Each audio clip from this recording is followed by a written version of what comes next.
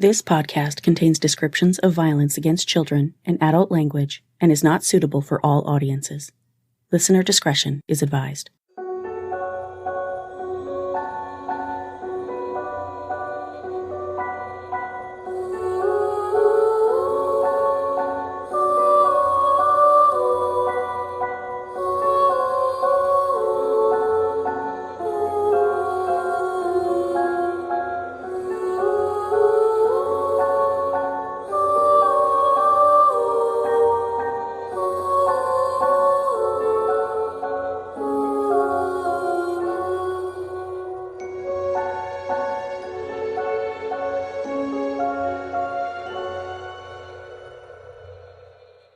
Hi everyone, and welcome to Suffer the Little Children, the true crime podcast giving voices back to the victims of child abuse and shining a harsh spotlight on the parents, guardians, and caretakers who silence them.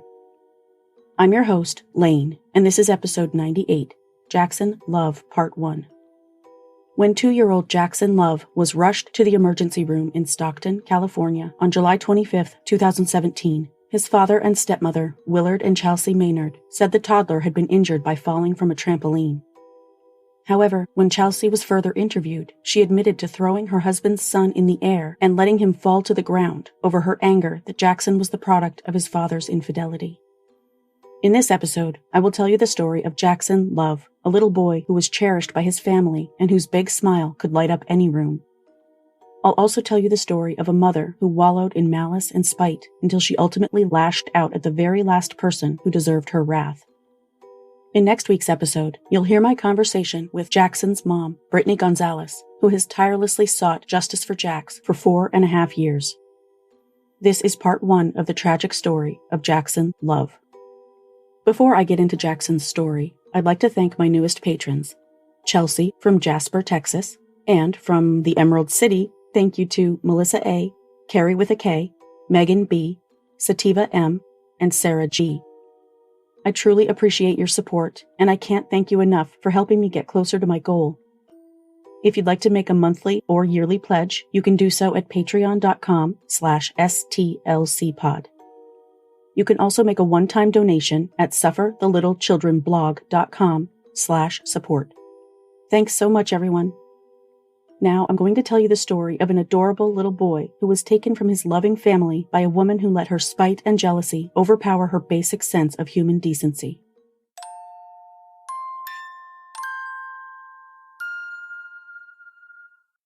Jaxson Terrell Love was born at 10:20 a.m. on February 27, 2015, weighing 6 pounds, 13 ounces, and measuring 21 inches in length. His parents were 25-year-old Brittany Nicole Gonzales and 31-year-old Willard William Maynard Jr., who goes by the nickname of KJ after his late father, who went by Kent.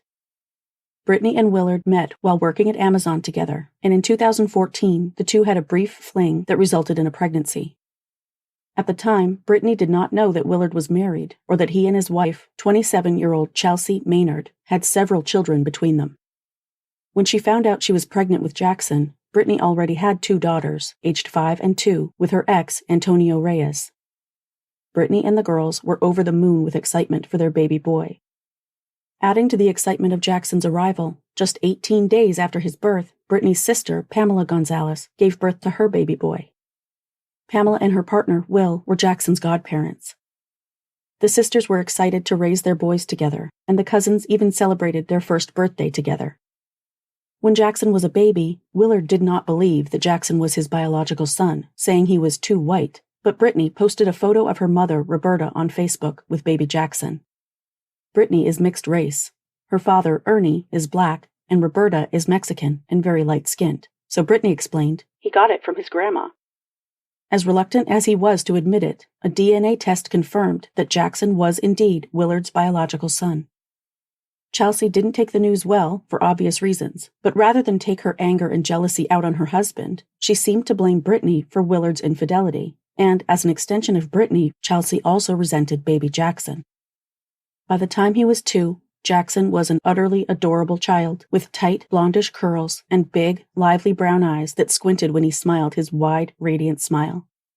He was impossible not to love. That was, for everyone except Chalsey Maynard. After Brittany was awarded child support, Willard filed for joint custody, a court dispute that went on for months. During the custody battle, multiple reports were made to San Joaquin County Children's Services about both parents. A later report by Fox 40 revealed that Jaxson's family was linked to at least 14 CPS incidents, 7 of which between December of 2016 and June of 2017 were about Jaxson specifically. Several reports were filed against Brittany during the custody dispute, but none of those were substantiated.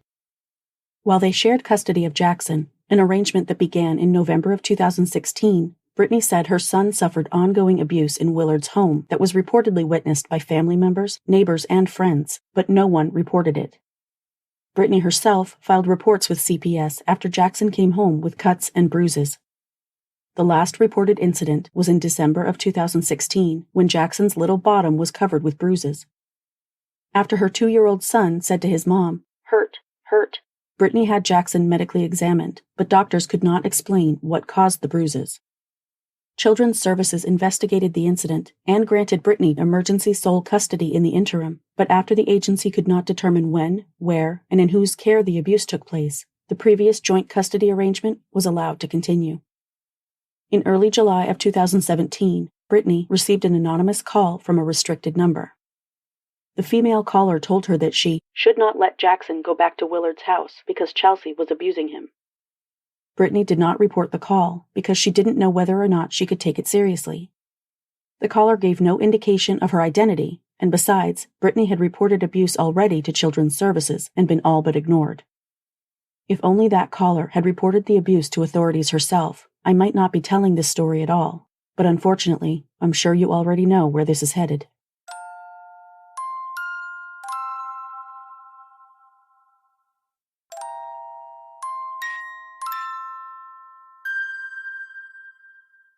On Saturday, July 22, 2017, after Jaxson and his sisters visited their grandma, Brittany took Jaxson for a haircut, during which he happily sat in a barber's chair shaped like Lightning McQueen from the Disney movie Cars. Huh? Yeah, the car. Look at Jax. Say cheese. Oh, look at there you go. Later that day, Brittany exchanged custody of Jaxson, where she parted ways with her son, never knowing it would be the last time she would hear him say, "I love you," or see his brilliant smile.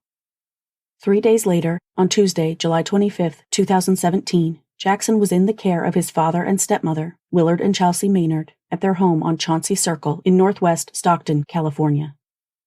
On that day, Jaxson was taken to St. Joseph's Hospital in Stockton, where Chalsey and Willard told medical staff that Jaxson took a fall off the trampoline. A CPS report later revealed that Jaxson suffered multiple bruises all over his body. The gravity of Jackson's condition was immediately apparent, and he was airlifted to the Oakland Children's Hospital, where it was determined that Jaxson suffered from broken ribs and a severe head injury causing bleeding and swelling of the brain. Surgery was performed to attempt to alleviate the swelling, and he was placed on life support. On Wednesday, July 26th, hospital staff made a report of child abuse to the Stockton Police Department. Detectives interviewed Jackson's mother, Brittany, as well as his father, Willard, and stepmother, Chalsey. Brittany later told CBS 13 Sacramento that Willard told me that basically Jaxson had a trampoline accident. He fell but was completely fine. Woke up in the morning, which would be Wednesday morning, and he was fine then. I guess at 12 o'clock he had a bath, and I guess he took a nap afterward. And Dad, I guess, went out and did some errands and left the baby with his wife. When Willard came home, Brittany said she was told, he found Jaxson unresponsive. She also said, How can you not notice that your child has a broken rib? If they're screaming and crying in pain and agony, that's a sign. Take them in. Take them to the hospital. Get something evaluated. Don't just sit there and let it happen if that's what truly happens. 30-year-old Chalsey Maynard was arrested on multiple charges, including child abuse, and booked into the San Joaquin County Jail. Brittany told a reporter, "I am just a swirl of emotions right now. I'm angry. I'm sad. I'm upset, confused. I'm just trying to hold it together. I want to know what happened. I want to know exactly what happened, and I don't know if I'm going to get altered truths about it, lies. My son deserves the truth. My son deserves justice. I want to have some peace of mind of what happened and to make sure that this doesn't happen to anybody else's kid, ever." While at the Oakland hospital, Brittany was surprised when Willard's sister, Zana Everett, confessed to her that she was the individual who called her 2 weeks prior to tell her about Chalsey abusing Jaxson. By Thursday, July 27th, Jaxson had been pronounced brain dead. One of Jackson's grandmothers, Eileen Waterman, the mother of Brittany's stepbrother, told the Record that the decision to remove Jaxson from life support on Thursday was delayed so Willard could say his final goodbyes. As Brittany had come to believe, Eileen, too, was convinced Jackson's injuries were caused by abuse at the hands of Willard and Chalsey. This little boy did not deserve that treatment. Too many times the system doesn't work. Now someone needs to be held accountable. Jaxson was pronounced dead on Friday, July 28, 2017. His body was kept functioning until July 31st, when members of Donor Network West notified Brittany that they had found matches for Jackson's organs. She showed them pictures and photos of Jaxson, so they could see what a beautiful soul he was, and also to let them know how much he meant to me. However, because Jackson's body was being treated like a crime scene, the district attorney and Joaquin County sheriff requested the donation process be halted. Brittany notified Donor Network West, who reached out and changed the minds of the DA and the sheriff. Brittany was given the opportunity to cuddle Jaxson one more time before he was transported via walk of honor from his pediatric intensive care unit room to the operating room. She didn't want to let Jaxson go, but she did after asking the DNW surgeon if they could call her after the procedure just to let her know it was done. About an hour later, they received the call that Jackson's organs were on their way to their destination. Jackson's heart went to a 17-month-old boy, and his liver to a 16-month-old boy, both from Southern California. The little boy who loved superheroes by saving 2 lives had become a superhero himself.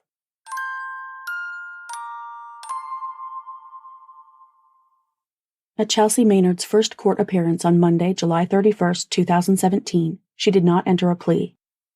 Her court-appointed public defender, Lisa Smith, filed a motion to allow her client out of jail on her own recognizance, saying Chalsey understands the seriousness of the offense. Her client had worked at Tesla for the past month, Smith said, and if she was released, she would stay away from minor children. Deputy District Attorney Christine Reed said, "The people are absolutely opposed to OR." Judge Ronald Northrup sided with the prosecution, denying the defense's motion, although he did reduce Chalsey's bail from $2.35 million to $1.25 million. She was scheduled to be arraigned the following Monday, charged with child abuse endangerment, infliction of great bodily injury, corporal injury to a child, and child abuse resulting in death. Outside the courtroom, Jackson's maternal aunt Pamela said, "We want justice for Jaxson. We want justice served and everybody held accountable for the murder of Jaxson. My sister did everything in her care to protect him." Up till that point, what really happened to Jaxson had remained a mystery, even to Brittany. When Brittany finally learned what the CPS file had to say about Jackson's death, tears poured down her face. The file read in part, "Chalsey finally stated the reason why Jaxson was currently in his vegetative state was due to her throwing him up in the air and letting him fall." Chalsey was arrested after dropping her initial trampoline story and telling police, "I did everything." She then admitted that she threw Jaxson in the air and failed to catch him, instead allowing him to fall on his head.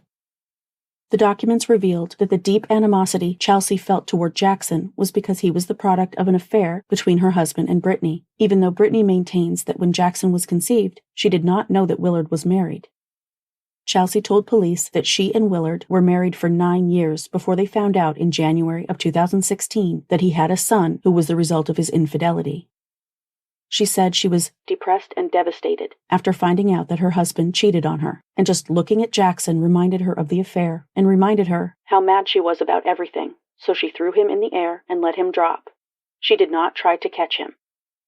Brittany said, "If she didn't like me so much, she should have told his dad, and I would have gladly taken Jaxson under my care and not have to worry about him getting hurt like that."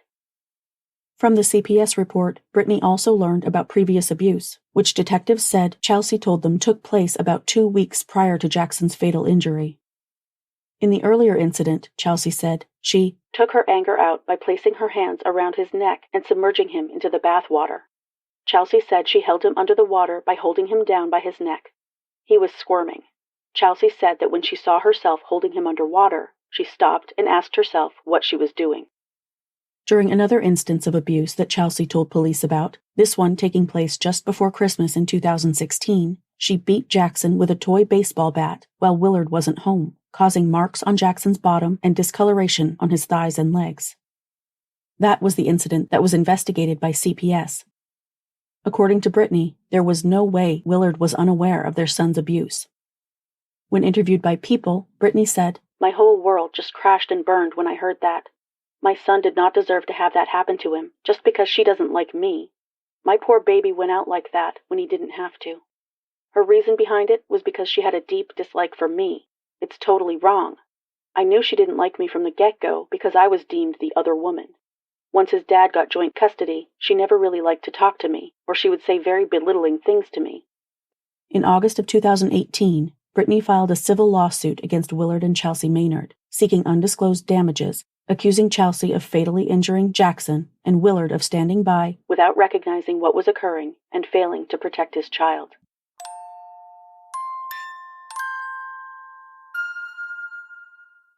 Jackson's autopsy report was expected to be completed in February of 2018, but by the time April rolled around with no report, Brittany's frustration continued to grow.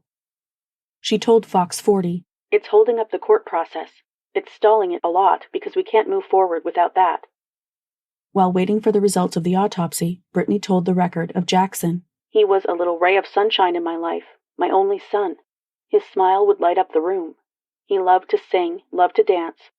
There's a special bond between a mother and son. My world is definitely not the same without him." Of losing her son, she said, "It feels like you have a cut. It's trying to scab over, but nothing lets it scab over. It keeps bleeding and bleeding and bleeding. It's like I'm slowly dying inside." On April 23, 2018, Chalsey appeared in court for an order to show cause hearing, which was held to facilitate an explanation from San Joaquin County Sheriff Coroner Steve Moore to the court as to why the autopsy report was not yet completed when the autopsy itself took place immediately after Jackson's death. Judge William D. Johnson ordered Sheriff Moore or a representative to appear to give any legal reason why this court should not find you guilty of contempt for failure to timely complete an autopsy. Sheriff Moore was represented during the hearing by Attorney Matthew Dacey of the San Joaquin City Council and Chief Deputy Coroner Mike Reynolds, both of whom told the judge they anticipated the report being completed by May 31st. The report was delayed in part due to recent turmoil in the coroner's office. As it turned out, esteemed pathologists Dr. Susan Parson and Dr. Bennett Omalu both resigned in late 2017, citing an unbearable work environment under Sheriff Moore. They accused Sheriff Moore of interfering in death investigations to protect law enforcement officers by withholding evidence and investigatory reports, which prevented them from completing their own investigations. Dr. Omalu said in an interview, "We should never, ever compromise our standards, compromise the integrity and the credibility of the system, especially in this type of work where people have placed their trust in you to tell them the truth." Dr. Omalu, who was the chief forensic pathologist for San Joaquin County, is world-renowned for discovering chronic traumatic encephalopathy, or CTE, a deadly neurological condition found in over 315 professional football players in the NFL and in several professional wrestlers. This discovery led to a great deal of controversy, but that's a story for another time.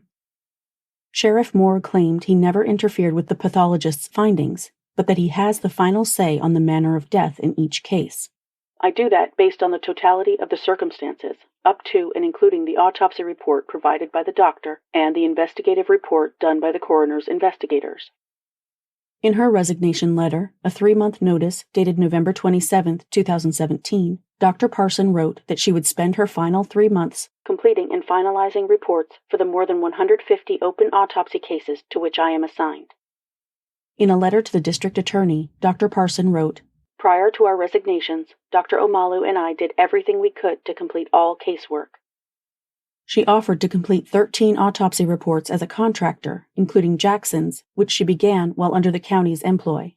"The offer to complete these cases stemmed from not only my desire to follow through with my professional and ethical responsibilities, but also in consideration of the fact that some of these cases were known to be homicides or suspicious deaths."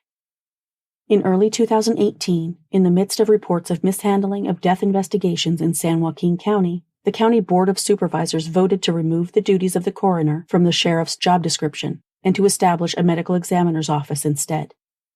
According to the 2 forensic pathologists who resigned, the improper handling of death investigations inflicted distress and extra costs on grieving families, wasted county resources, and potentially impeded prosecutions. According to news station KQED, which found that Sheriff Moore's coroner's office released the wrong bodies to families in 2016 and 2017, and even lost track of one body in the morgue for a matter of months. The coroner's office also unnecessarily charged hundreds of families hundreds of dollars to transport the bodies of their loved ones to the morgue, and in some instances, sheriff's deputies tasked with coroner duties failed to report to the pathologists deaths that the county was legally required to investigate in a timely manner, which prevented the doctors from performing the necessary autopsies and tests. At the April 23rd hearing, it was revealed that Dr. Bennett Omalu had recently completed his forensic neuropathology report on April 7th. Dr. Omalu told the record that he did not ask the county to pay him, even though he was no longer employed by the county by that time. When this was brought to my attention, I stayed up all night, finished my work, and sent a copy to the county. There is no reason that Dr. Parson was not provided these reports the same day I sent them to the county. According to the San Joaquin County District Attorney's Office, the sheriff, coroner, and county council were working out details to allow Dr. Susan Parson, the original forensic pathologist, to complete her autopsy report now that she will have the neuropathology report.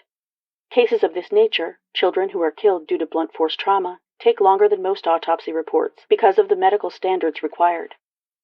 Attorney Dacey said that Dr. Omalu's report was not yet forwarded to Dr. Parson because by that time she was employed by Santa Clara County and not San Joaquin County.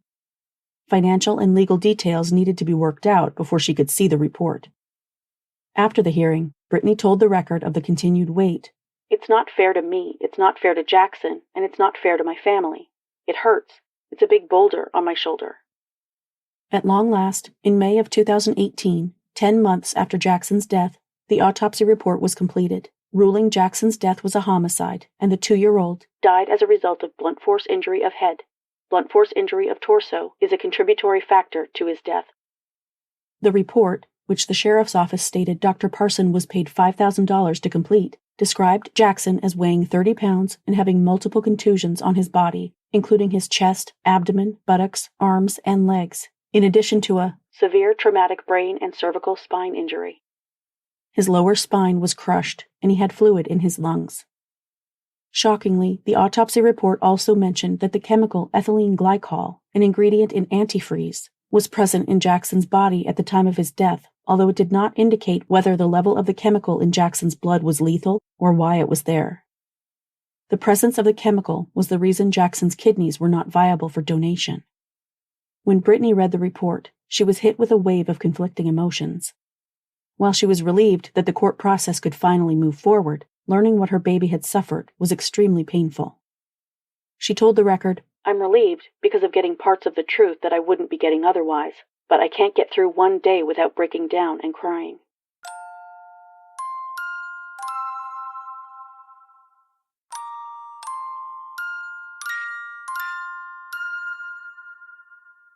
The case against Chalsey Maynard ran into snag after snag as it crawled through the legal system. The preliminary hearing was scheduled and rescheduled multiple times. In early July of 2018, prior to a court hearing, an altercation broke out in the hallway outside the courtroom between the respective supporters of Brittany and Chalsey. About 10 bailiffs swooped in to separate the opposing sides and prevent a brawl. During the hearing, Judge William Johnson chastised Chalsey's retained defense attorney, Stratton Barbie, for asking for a 2-month delay in the preliminary hearing to give himself more time to prepare. Mr. Barbie claimed the additional time was necessary due to bureaucracy and red tape after the defense took on the services of a private investigator and a forensic pathologist.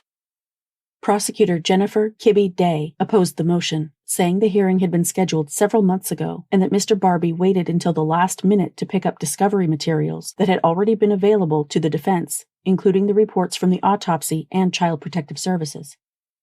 Ms. Day said, "That should have been his #1 priority." Ultimately, Judge Johnson pushed the hearing back until September, although he wasn't thrilled about it.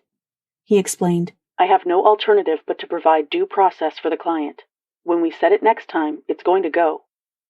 After the hearing, Chalsey's supporters and those on Brittany's side were directed to leave on a staggered basis to ensure the hostility between the parties did not boil over into physical violence. When the preliminary hearing began on September 13, 2018, while multiple supporters sat in the courtroom, many wearing T-shirts memorializing Jaxson, Brittany and her boyfriend, Austin, gave difficult testimony about losing the little boy they both called the light of our life. Brittany testified, "He was my funny little guy and definitely a mama's boy. He loved music. He loved to dance. He loved Mickey Mouse." Both Brittany and Austin testified that they were worried several times when Jaxson came home with bruises after his court-ordered visitation at the Maynards' home. Austin told the court, "I always had concerns for his physical well-being whenever we dropped him off." On cross-examination, Mr. Barbie pulled a typical slimy defense attorney move, attempting to ruin Brittany's credibility and call her parenting ability into question by forcing her to acknowledge that in 2012, CPS removed her then 3-year-old autistic daughter from her custody for 5 months after she was accused of slapping her daughter across the face. Brittany explained that she slapped her daughter in a moment of panic when she thought the little girl would damage her teeth while chewing a zipper. About that incident, Austin testified, "In her past, she made a singular mistake." When the judge called a brief recess, Willard spoke with a reporter from the Record, which he hadn't been willing to do before, saying the public should keep an open mind about the case until the trial was over. "I just want to say that people should look at both sides. We're here for justice overall. There's 2 sides to a coin."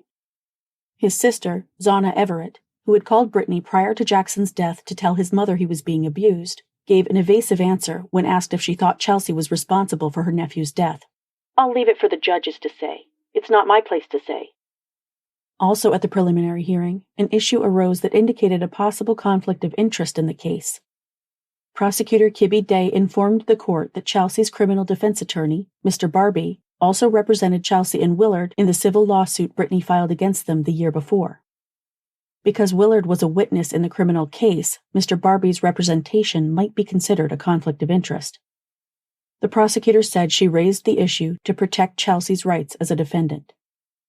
Mr. Barbie responded to Judge Johnson, saying, "There has been nothing I have seen or heard to suggest that I cannot fully represent my client while at the same time defending Mr. Maynard in the civil action." The judge replied, "I've never had this issue come up before. I want to make sure we get it right." Suspending the preliminary hearing for another week, Judge Johnson said he would consider the matter prior to that date. After the hearing was suspended, Mr. Barbie told the Record that the judge could rule in several ways. He could do nothing and allow Mr. Barbie to continue representing both Maynards.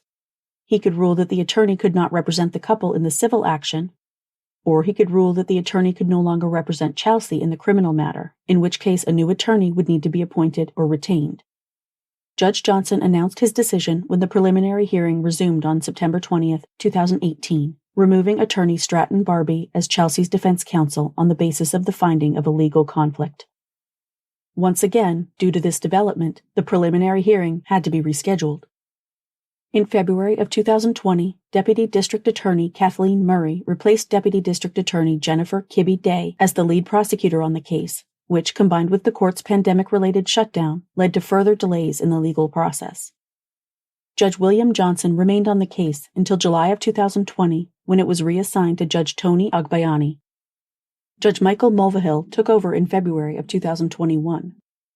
On New Year's Day in 2022, when Judge Mulvihill crashed his SUV in Stockton and was arrested on DUI charges, Brittany Gonzales was pretty much over the constant upheaval in her son's case.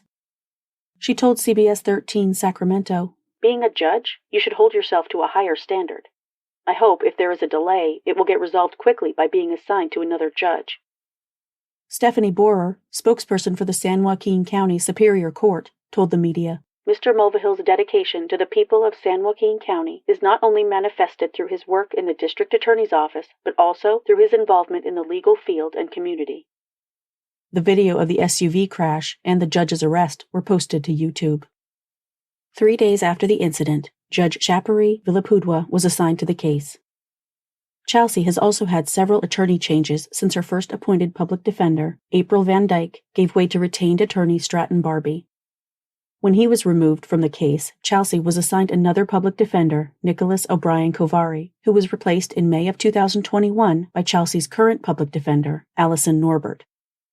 On Monday, January 31st, 2022, Chalsey Maynard pleaded guilty to voluntary manslaughter and 5 child abuse enhancement charges. When she is sentenced on March 21st, she will receive 26 years in prison. Of the 4 years she has served in county jail, only 15% will be credited as time served, which comes out to about 8 months, and Chalsey will be required to serve at least 85% of her total sentence. Chalsey reportedly wept during her plea hearing. You can bet those tears weren't for the little boy whose life she cut short, but for the 2.5 decades she's about to spend behind bars. While I'm sure it was at least somewhat gratifying for Brittany and her friends and family to hear Chalsey admit in court that she was guilty, I'm sure no sentence could feel like true justice, because nothing can bring Jaxson back to them. Jaxson's loved ones will give victim impact statements at the sentencing hearing. To my surprise, as of this morning, neither the Record, which followed Jaxson's case religiously for the first year or so, nor any other news outlet has reported on this major development in the legal case. In June of 2020, San Joaquin County's Child Abuse Prevention Council released a public service announcement in which the message was loud and clear. See something? Say something. Brittany was quoted by Fox 40 in a piece about the PSA, saying, Break the silence. Speak up, because these kids need a voice. The council's executive director, Lindy Turner Hardin, said, The bottom line is that evil depends on good people staying silent, and we need good people to speak up. Really do need to do something about it, because if you don't, there's a chance that that child is going to suffer in silence. I'll include a link in the show notes to the page where you can watch the PSA. It also mentions another case in Stockton I've been following for the past 2 years, that of 7-year-old Billy Simone Williams, who was found dead in her family's garage and whose father and stepmother are now charged in her death. It bothered me a lot that they didn't mention Billy's name during the PSA, so I'm also going to link to my coverage about Billy's story on sufferthelittlechildrenblog.com. I also plan to dedicate an episode of the podcast to Billy at some point in the future, because she deserves to have her story told and her name remembered. Regardless of its omission of Billy's name, I think the PSA is very important to watch and to heed. You might be the one person who has the opportunity to save a child from a life of abuse and misery, maybe even their death at the hands of their abusers. You might be their last hope. I think we owe it to all of the kids I've talked about and thousands of others I haven't yet to do everything we can to save other kids from a similar fate. If you see something, say something.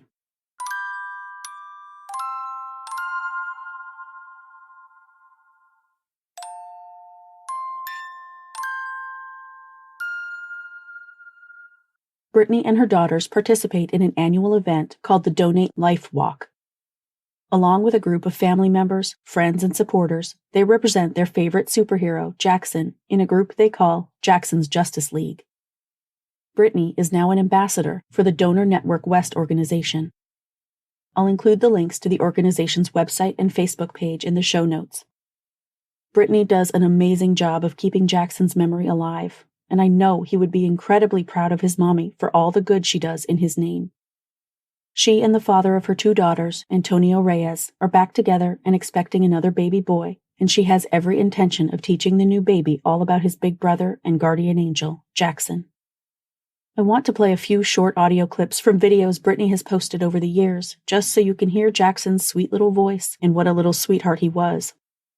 In this clip, Jaxson and his mommy are singing along to the Mickey Mouse Clubhouse theme song. Mommy. That's you.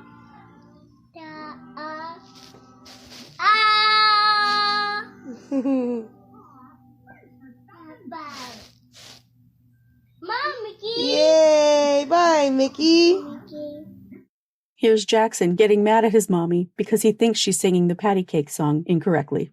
How about patty cake, baker's man, bake me a cake as fast as you can. First you pat it and roll it, mark it with a B.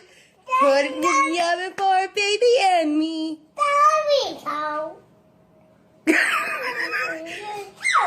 Oh, sorry. I'm sorry. No. That's not how it goes. No, someone is like that. They go walking. Okay, I'm sorry. Can you please start to walk? Okay. Daddy, double, another. Here's a clip of Jaxson playing with one of his sister's dolls, rocking her and sniffing her feet. Baby. Maggie. Oh. Her piggies? Her toes?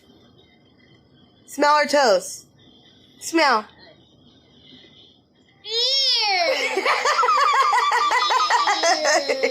Maggie. This clip might just break your heart. I love you. Love you. I love you. Oh. So cute. How cute. I love you. Are you?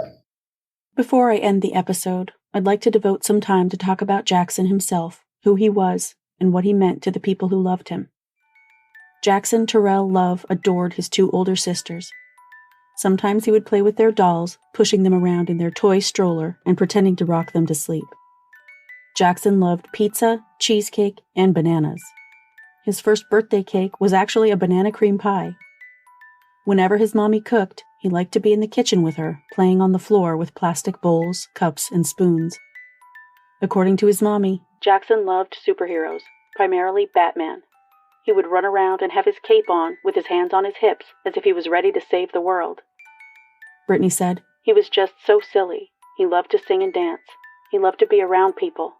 He was very independent, very soft-spoken. Jaxson loved hats and shoes, especially wearing his grandpa's. He had a little toddler crush on Ariana Grande and sang along to her song Side to Side, which he called Side, Side, Side. He also liked to sit and watch the Oakland A's baseball games with his mommy. Whenever Brittany went out to the store, Jaxson would fall asleep in the car. He would be grumpy when she got him out of the car, but he would quickly fall back asleep when she placed him in the shopping cart. She said Jaxson was a mama's boy who was so full of life and was always smiling and giggling. He loved Mickey Mouse and loved to sing and dance to music, especially in Mommy's car, and he brought so much joy to my life and to all of my families. Jackson's nana, Roberta Galvin, who called Jaxson Gooby, wrote on Facebook, I miss your hugs and kisses and everything else. Missing your beautiful smile, your beautiful blondie curls, your twinkling brown eyes. Everything about you, mijo. Brittany wrote on Facebook on January 4th, 2021, Losing my only son has changed me in so many ways. I'm no longer the same person that I was before this nightmare began. But one thing that cannot be changed is that I am Jackson's mommy, and I will continue to fight no matter what. In an earlier Facebook post, she wrote, I never thought I would love a boy so much, nor was I a believer of love at first sight, until the day I had you. I knew my life was complete. I never knew how much my heart could break until the day I had to let you go. I miss you so much, my handsome boy.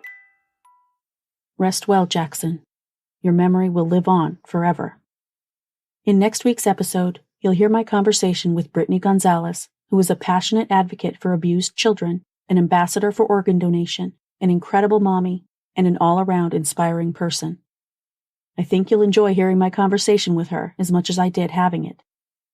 My sources for this episode were Fox 40, the San Joaquin County District Attorney's Office, LinkedIn, Facebook, KRON, CBS 13 Sacramento, The Record, the San Joaquin County Sheriff's Office, KQED, Crime Online, People, the Child Abuse Prevention Council of San Joaquin County, and the Superior Court of San Joaquin County's Case Search Portal. That's it for this week. Join me next week for part 2 of Jackson's story. If you like the show, please follow or subscribe to Suffer the Little Children on Apple Podcasts, Google Podcasts, YouTube, Spotify, Spreaker, Pandora, iHeartRadio, Stitcher, or your favorite podcast listening app. And please leave me a 5-star rating and a positive review on your favorite podcast platform. Visit the website at sufferthelittlechildrenpod.com, where you can listen to episodes or become a patron for rewards ranging from a shout-out by name on the show to bonus content and exclusive gifts. Follow the podcast on Facebook, Instagram, Tumblr, and Pinterest at Suffer the Little Children Pod, and on Twitter and TikTok at STLCpod. View photos related to today's episode on Facebook and Instagram.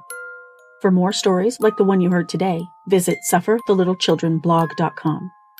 This podcast is researched, written, hosted, edited, and produced by Lane. All music for the show is licensed from audiojungle.net. Email tips, comments, questions, or case suggestions to sufferthelittlechildren.pod@gmail.com. For more information about preventing or reporting child abuse, visit childhelp.org or call your area's child abuse hotline.